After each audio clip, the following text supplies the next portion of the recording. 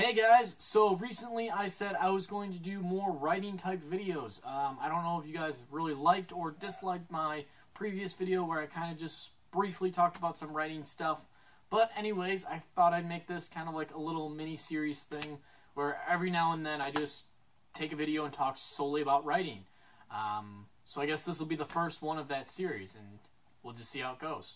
So since this is the first video, I thought I'd talk about one of the big struggles of writing or getting into writing that people are worried about, and one thing that really hinders writers when they're actually writing. That, of course, is writer's block.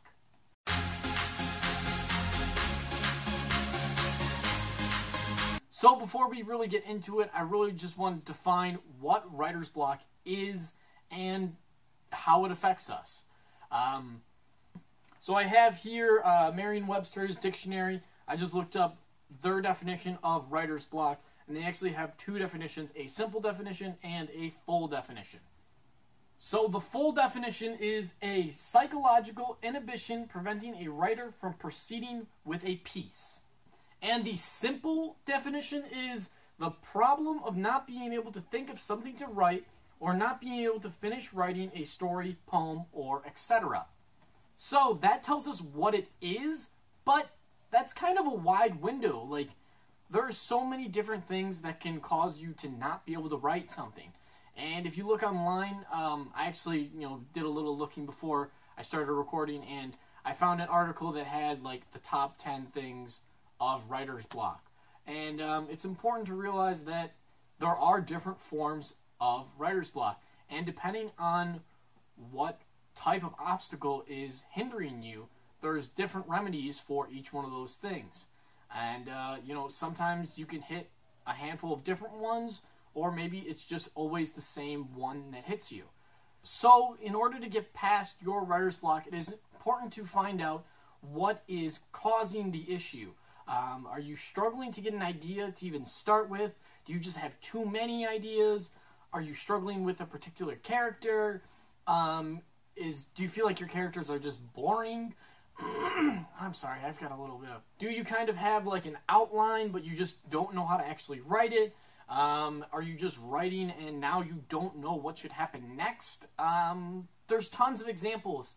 I'm only going to focus on the ones that really affect me, just because that's what I've dealt with. If something is hindering you that I don't go over, feel free to let me know in the comments, and maybe I'll make a follow-up video. And maybe I'll make a follow-up video to this one, covering that one and trying to help you as much as I can. For me personally, the type of writer's block that hinders me is I'll be writing a scene, and then once that scene is over, I don't know what the next step is. Now, personally, I believe that this is caused from my personal style of writing.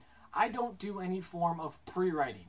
When I start writing, I just grab my journal and just go. Like, I don't do outlines, I don't do anything like that. I've tried to, and they just don't work for me. Like I said, it just depends on your writing style.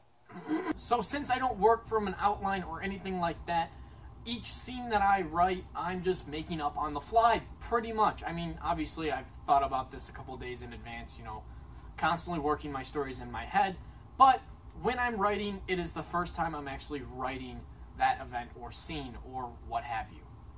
So, for me to overcome this, what I do is kind of weird. I don't know of anybody else that actually does this, but when I can't come up with my next scene, I'll actually just take a piece of scrap paper and kind of draw like a little comic, just kind of like little frames, not very detailed, just stick figures, of just how I want the next scene to go as far as the way my characters are interacting, and mostly for action sequences, if they're going to be fighting or running somewhere, just how they're going to interact with each other without writing or thinking any dialogue at all.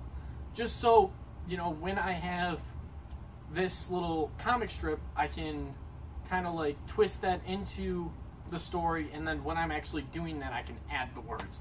I don't know, it's just a way for me to like break up the two pieces, the action and the actual dialogue. So I guess that kind of is a form of pre-writing, that whole storyboard comic thing that I do, but I do it while I'm writing. I don't do that in advance or anything like that. I just do it once I get stuck.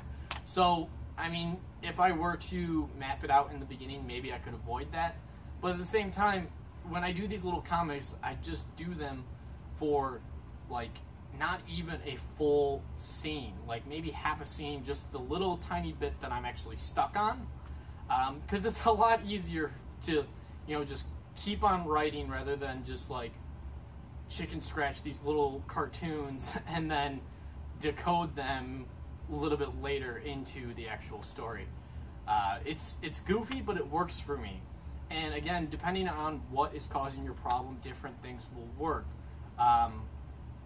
If you have trouble actually getting your story started, I mean, it sucks to say it, but maybe the reason why you can't get started with it is because it's maybe not your best idea.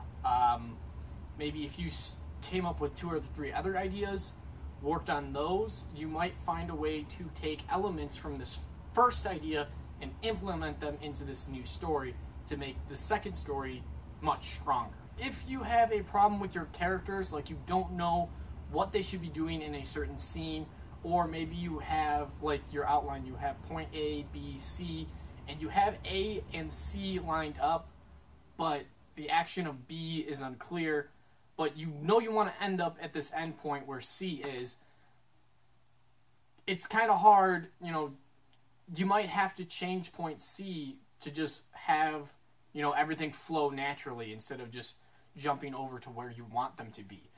You know, stories, these characters are, like, they're real people, technically. Like, they're living in a made-up world, but this made-up world is real to them, technically. And they have to reach these ABC points naturally. They have to be able to reach these points, you know, on their own. Hopefully that didn't sound too weird. After I said it, it kind of sounded weird in my head. So hopefully that made sense. So really what I'm trying to say about this whole, you know, with the characters not knowing what to do or not knowing what should happen next in the overall plot, I say just let it happen naturally. Don't force your characters into something. I mean, then again, if you really, really don't know, you can just throw something random in there and change the direction of the story completely. But personally, I don't like that. I like being able to, you know, have my characters figure it out and move on to the next area that they need to be in. I mean, sure, they can do one thing and then that's resolved, and then all of a sudden a bomb goes off in the distance or some guy knocks down the door and now they have to deal with this. But that's just kind of like totally jumping into a different scenario. And I mean, if you want that to be how your book is set up, then go for it. But if you want it to be, you know, more fluid throughout, then that's not the way to go. It's tough. I mean, there's no pinpoint solution for getting through this kind of stuff. It's just whatever works for you will get you through it. And I mean, there's tons of different scenarios that can cause writer's block and tons of different things that can, you know, essentially cure it. So I don't know. So now that I'm really actually getting into this, I kind of feel like I'm leaning towards more talking about, you know, character development more than actual writer's block itself. So I think what I'm going to do is focus on character development for the next video following this one. And I didn't really discuss too many of the different forms of writer's block, simply because I personally haven't, you know, wrestled with them. And I mean, like I said in the beginning, if you guys have these writer's blocks that are stopping you and you need help to get through them, you shout them out in the comments and I will be more than happy to help you in any way I can. And like I said, I'll do a follow-up video regarding some of the other forms of writer's block.